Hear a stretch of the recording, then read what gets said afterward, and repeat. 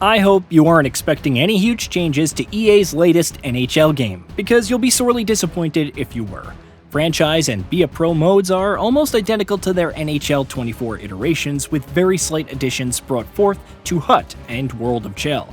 It's in the gameplay and presentation where NHL 25 differentiates itself the most from its predecessors. This is technically the first exclusively next-gen NHL game, though it still feels like a little more than an incremental improvement. We're used to EA advertising incremental additions as brand new features by now, but the series seriously needs to inject some changes into its modes particular. That said, NHL 25 is good fun and feels more sim-like than ever before.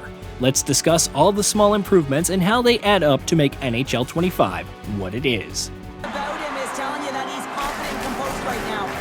Well, that bonus point is still up for grabs here for either side. The question is, who wants it tonight? I'll start with the graphical improvements, since that's the most immediately noticeable change with this year's NHL game. Well, kind of. NHL 25 is technically the first game in the series to be built from the ground up for next-gen consoles. Yes, that means folks relying on PS4 and Xbox Ones to play the newest sports titles have finally reached the end of the console's lifecycle. NHL 25 utilizes its next-gen exclusivity through its Sapient technology graphics overhaul. Players look more like their real-life counterparts compared to last year, thanks to a complete refresh of character models. That said, I wasn't blown away by the graphics or anything. There's still your uncanny facial animations and low-res audience members that players have gotten used to over the years. That said, animation is improved in ways other than non-visual. Reactive animations are new to NHL 25, realistically portraying a skater bracing for impact or narrowing their body to fit through a small opening. These reactive animations transfer to better gameplay, as the hitboxes are more dynamic and flow with the action more realistically. This stems from NHL 25's improved AI systems. EA states this year's empowered AI is a full overhaul of how NPCs behave, and while it's doubtful this equates to a complete overhaul, it is improvement from previous years. NPC skaters react quicker to sudden movements and position themselves depending on the context. I still highly recommend not relying on them too much without using the in-zone strategy hotkeys to control player positioning, since the NPCs may have a different play in mind for you or I. Skill-based one-timers are technically new to NHL 25, but they pretty much function the same as previous iterations. As the name implies, you have to manually time the pass and one-timer shot just right in order to execute a skill-based one-timer to its full effect. Previous games treated one-timers as a more binary automatic command, so it's nice to get more player control involved with it this time, but it's still a feature that's been in other hockey games throughout the decades. One of my favorite gameplay additions is what EA is calling next-gen vision control. When on the defensive, you can square up to the puck with the tap of the shoulder button. On offense, you target the opposing net when holding the vision control shoulder button. This allows for greater rink management, giving players more opportunities to interact passes and better coordinate pressure near the net. If you're new to the game and want to automate a lot of the skills-based input involved, there's a ton of gameplay sliders that accommodate that. Just switch off total control in the settings menu and set the trick shots to the face buttons, and you've got a more traditional, less sim-like hockey experience. Want to automate last year's vision passing system? You can return back to EA's arcade roots and fully automate passing and set independent parameters like NPC pass speed, shot accuracy, penalty rate, and even set AI learning from 0 to 6. Most of these options were present in previous entries, but their continued existence in tandem with NHL 25's enhanced AI is still welcome all the same. Unfortunately, I've already reached the end of NHL 25's suite of major gameplay changes. Yeah, that's right, they still haven't fixed wrist shots to be more consistent and reliable.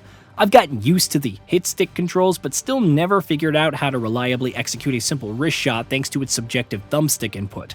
While I like the flexibility possible with stick combination inputs, wrist shots just require too many movements considering how common and integral they are to hockey as a sport.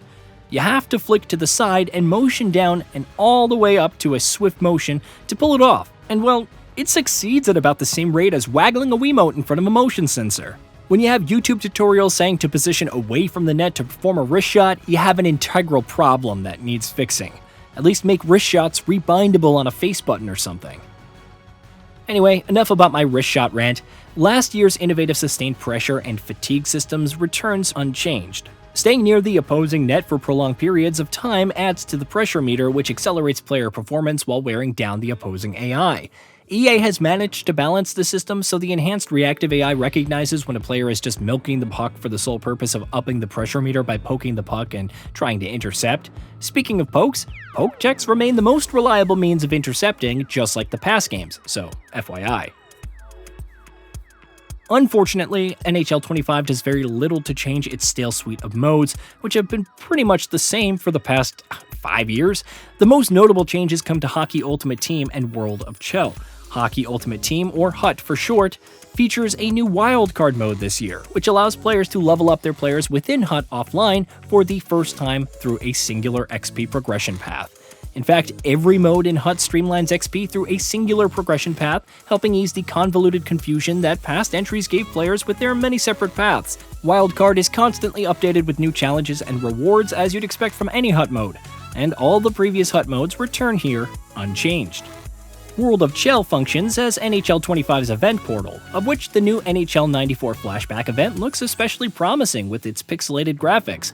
As usual, these events rotate based on time, so it capitalizes on FOMO with its live service features. There's a bunch of little tweaks and tiny changes here and there within WOC, but they amount to a little more than small updates and patches on the existing model. This incremental aspect brings me to the game's franchise and Be a Pro mode, where things feel more stagnant than ever.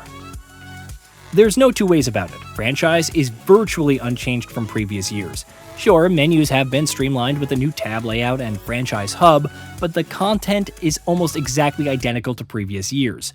The one noticeable change I do like, slight though it may be, is the option to ask players to switch up their playstyles. Negotiating with players to be more aggressive on defense or focus on passing instead of shooting opens up your team options. But I found most players obstinate to change, leading to lower morale in the long run. Setting player goals tended to be more fruitful, rewarding you with new abilities and improved stats if the players meet them during matches.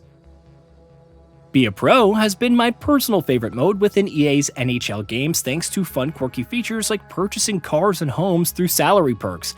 But this year's iteration is even more stagnant than franchise. The only improvements here are on the presentation front, which aren't exclusive to Be a Pro, mind you. I love the new camera angles on the ice and especially enjoy watching my team play from my star player's perspective on the sidelines. Intro and outro cutscenes are the same as last year, showing a 5-second clip of audience members waving light sticks and team mascots dancing around. My biggest gripe with all the modes are the loading times when browsing rosters or switching between tabs and menus. There's a slight lag between every input that really adds up to create a somewhat sluggish menu experience. Menus have felt like this in the past couple of entries as well, so it's not something exclusive to this title, but I wish they could have ironed this slowdown out just a bit more. Left to be played in this period. The game is still scoreless. Eichel's won the draw deep in the defensive zone. Vegas moves ahead with the puck. And that's poked away by McCarr. Colorado's got the puck against the boards.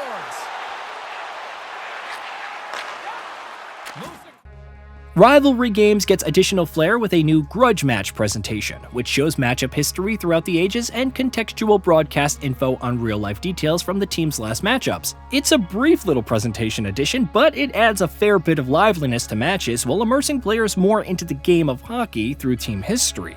More fundamental are the changes to replay and highlight cameras. Through EA's infinite camera system, you can cycle between more angles than ever, and the results show themselves to good effect through more dynamic in-game highlights.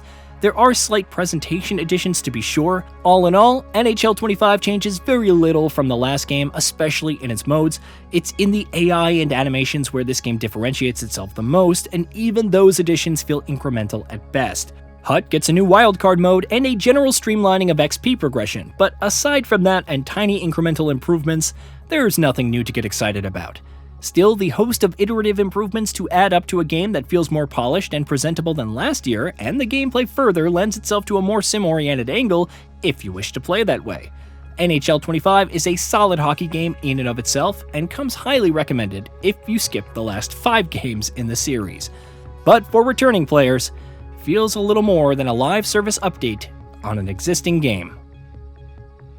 Hey, did you know that we at GamingBolt upload new videos every day? Stick around, drop a like, subscribe, and hit that bell. And let us know what kind of content you'd like to see in the future with a comment below.